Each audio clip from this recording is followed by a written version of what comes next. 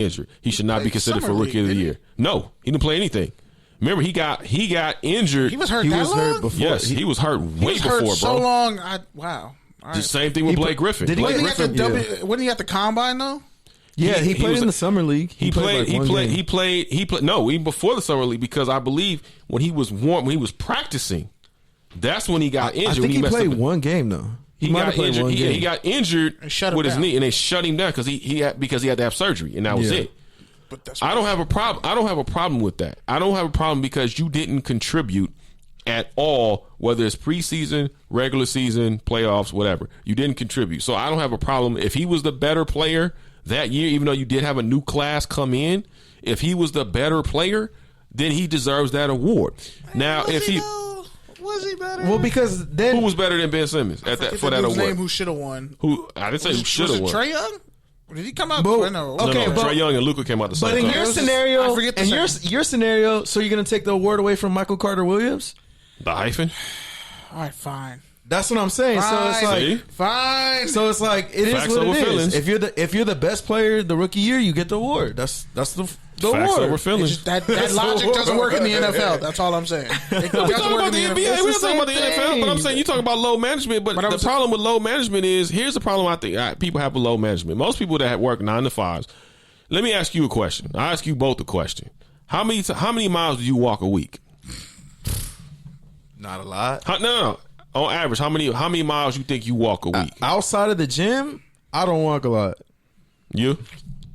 Not as much as I used to. Not as much as I used to, but it was a lot. Okay, one game, an NBA game. You know a player can run over 4 miles per NBA game? Yeah. How many games are in a week? Maybe say 3, maybe 4, depending on the schedule. Mm-hmm. So that's plus 12. Travel, plus sleep. So that's 12. No, I'm just saying strictly on the floor. Yeah. So that's 12 miles a week. Most people don't even drive 12 miles. Yeah. Most people don't even run 12 miles. Most people don't even run 6 miles. Yeah. So when you got a guy that's nursing an injury like a knee contusion, like Kawhi Leonard, because he seems to be the poster boy for load management. But we don't have an issue. Tim Duncan did it before. Manu did it before. Everybody's done it. Yeah. Everybody has done it. Kobe Bryant has done it. LeBron James has done it. Everybody's done a form of load management in their career. That's why they were able to preserve their careers the way they did, whether it was forced or whether it was voluntary. Yeah. The point is this. In today's game, everybody wants to point the finger at the Clippers and point the finger at Kawhi Leonard, but nobody wants to have a problem with Russell Westbrook, who just recently sat out against the Minnesota Timberwolves and said, he's out tonight due to rest. Is that not load management? There's nothing. There was no injury report on Russell Westbrook, and I'm not isolating Russell Westbrook. I'm just using him as an example. I'm saying if it's okay for Russell to do it with, in parentheses, rest, then what's the problem with Kawhi Leonard, who happens to be nursing a knee contusion, he's been dealing with that for the last, I would say, 2 or 3 years? What's the problem when he does it? But there's not a problem when Russell Westbrook. Where's the outcry when Russell Westbrook does it? Where's the outcry when we talk about, Kawhi didn't play any games? Well, how many kids missed out on seeing Kawhi against the Greek Freak? That's a horrible argument, by the way. But where's the outcry when these kids on the road want to see their favorite player and Russell Westbrook play, and Russell says, I'm tired, I don't feel like playing tonight? There's no big deal. I hate when they use that excuse, like your family ain't season ticket holders. My take on it has always been, you can't say what the Dodgers didn't matter because they didn't win a ring, and then look at the Clippers and say they should be going hard in the regular season when they're clearly the model's already set. It's 82 games. If you sat there and watch, I've had the opportunity to watch these guys on a regular basis for the most part give their all. Yeah, and it's a lot. Every time you dunk, you get 7 times of the impact on your knees. Throwing every single time. All-Star practice, weekend, layup, game, it's all the same. So on your knees. That's why what if you're a G League player and you come up? Old players don't even walk; they skip. So what I'm saying is, I don't have a problem with load management because me neither, but if the goal is because I guarantee you, if your team wins the NBA championship, are you going to go back to? Remember it happened on December the 8th? Kawhi only played 63 games. He didn't play on Christmas. Who gives a damn? You know why? Because when you're having that float down Figueroa for the championship parade, then guess what? Or do you care about Or when Anthony Davis is missing 2 to 3 games because he's had significant injuries, but you want him healthy for that stretch going into the postseason. You want him healthy for the postseason. Are you gonna really give a damn because he didn't play against the Indiana Pacers, the Bobcats? No, you're not. You know why? Because you're only caring about that parade down Figueroa from Staples Center. That's what you care about. Amen. As a fan. So what the hell does it matter? I don't give a damn if Anthony Davis plays nothing but 60 games this year. You know why? Because at least he's fresh for the postseason. Same thing with Kawhi Leonard. I would have Kawhi Leonard fresh for the postseason because guess what? They're going to play every game in the postseason. Whether they go 5, whether it goes 4, whether it goes 7, however many rounds they get to go in, they're going to play every single game. No games off. And that's the beauty of it. It'd be different if Kawhi or guys like that will be taking games off in the playoffs. Now you have a different argument. Yeah, that's a completely different thing. But Kawhi plays every game the same, no different than James Harden, or at the time when Steph was healthy, Steph Curry was playing, or Kevin Durant, or LeBron James, anybody else for that matter. So I don't want to hear it's a bunch of BS. I think if you're doing a bunch of load management and you never win, then it's like, okay, bro, relax. Like if you're I understand doing that. No, but if the Knicks are always doing load management, what are you going to get hurt for? But it comes to a point where it's like in some places, like if the Bobcats were always doing load management, it's like, fam. You mean the Hornets? Yeah, the Hornets. Now I always forget. Like AJ Green. Why would AJ Green come back? He should have never come back. That's what I'm saying. His knee was busted though. He didn't play a whole year and his knee was messed up. Which, by the way, like you just look at, especially in the NFL, there's certain cats who should just not come back when they're injured. That's like the one sport where I would say, like, you hurt, dog, stay out. Yeah, but they can't because now that money's at stake because it's a shorter season.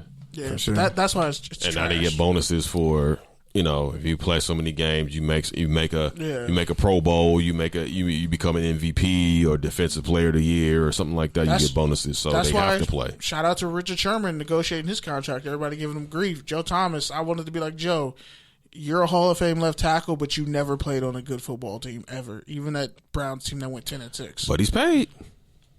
All right, Nick. So what's your championship week next week? Oh man, that varies because now that pretty much football season is done. No, but I'm saying in terms of the AFC, who do you got playing? Who do you got playing in the NFC? Like I said, once the football season is done, it's kind of like I got to go through the teams now.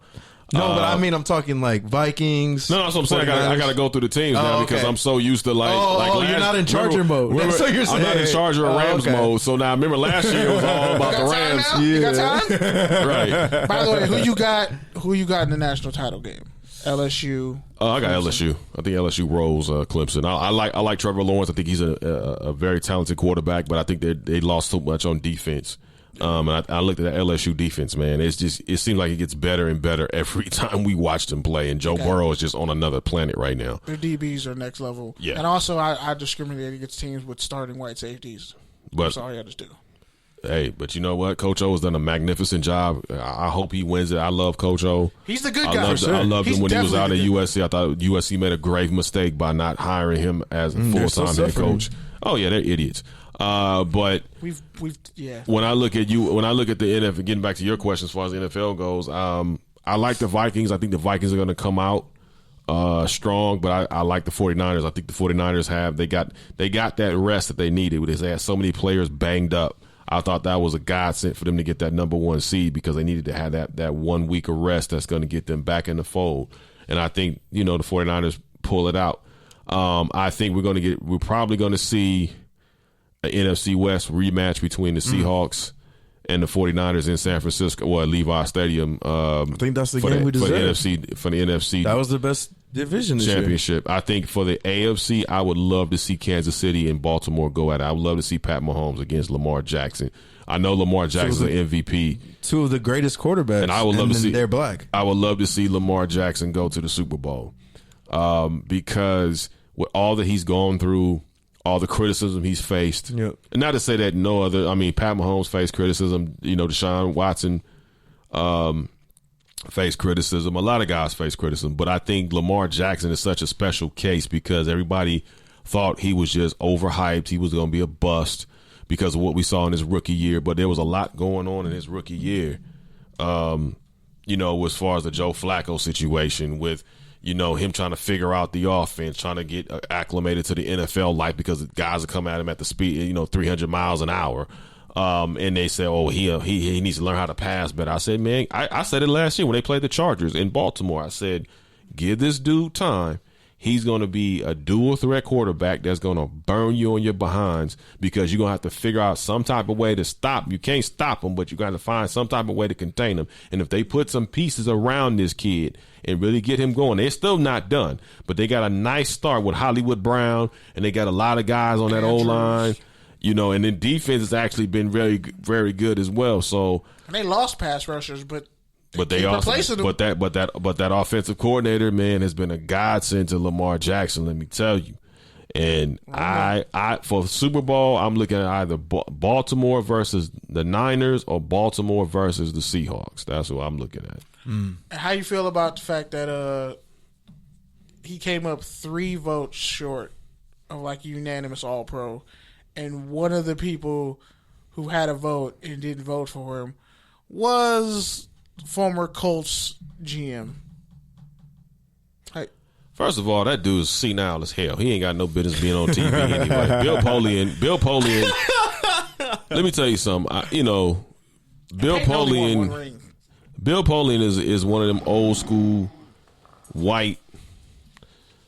He has some racial undertones in what he speaks. Oh, he definitely does. It's blatant. I'm not going to go any further than that, but I will say I'm not surprised that Bill Polian wouldn't vote Lamar Jackson, because this is the same idiot that said that Lamar Jackson should play wide receiver.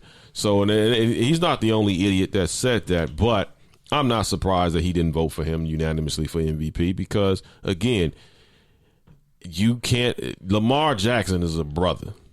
All right, if you can read into it however much you want to read into it, but people that know. He that dude. And he's a very smart brother at that. Everybody laughed because he let his mom negotiate his contract, but hey, keep those figures in house. Here we go, right? He was and himself. Then he's about to get he's paid, always been himself. And then he's about to get paid because Wagner got paid, Richard Sherman got paid, negotiated their contracts. ET3 went over there to Baltimore. Then they got a guy who was probably washed in this system and with the Rams, right? They got a guy from the Rams in the secondary, Marcus Peters, Tom Bennis, who is now probably one of their threats on that defense. Because if you throw at him, it could be a pick six. Right. He could take it to the house. Humphreys, they got another corner. So what I'm saying, like I said, and him and Hollywood Brown hooking up, man, that's going to be fun to watch in the next couple of years. Andrews. But I think if he wins a Super Bowl, boy, oh boy, are his new contract numbers going to go through the roof. You think Patrick Mahomes getting $200 million is going to be something? Let Baltimore continue to make consecutive playoff appearances and get to certain destinations. Maybe not the Super Bowl again, but get to certain destinations. Watch how his numbers go up. And if that boy don't get at least $250 million by the time his contract comes up, something is damn wrong, and there's a conspiracy to be had. And he led the league in touchdown passes and led his team in rushing. And just to bring everything full circle from where we started at, we got all these black QBs playing the top of the NFL, and how many black coaches? How many black offensive coordinators? Well, see, that's the shtick. That's the thing. It's terrible. It's horrible. It happens, and that's what's going to continue to happen, because until the media and those who have even more powerful positions than us on these microphones and on these airwaves have, and start trying to say, well, look, man, we've got to start, putting pressure on these guys, but these executives at these TV companies, you got to start having the players. See, it's a ripple effect, man. It's not just one side. One thing, yeah. You got to have the players step up with the players union and say, look, we want more black representation on the sidelines, whether that be coordinators, head coaches, so forth and so on. There's got to be that. Then you got to have, because I'm sure the coaches have a union too, right? So they got to start stepping up. And then you got to start having these media corporations start stepping up and putting pressure on these media giants. I like to call them reporters, but they're giants because you got the Stephen A. Smith. But why would they do that if they have their own same problem in leadership and front office? Because the thing about it's got to start somewhere. And then what you do is, because let me tell you something, black media is still not respected.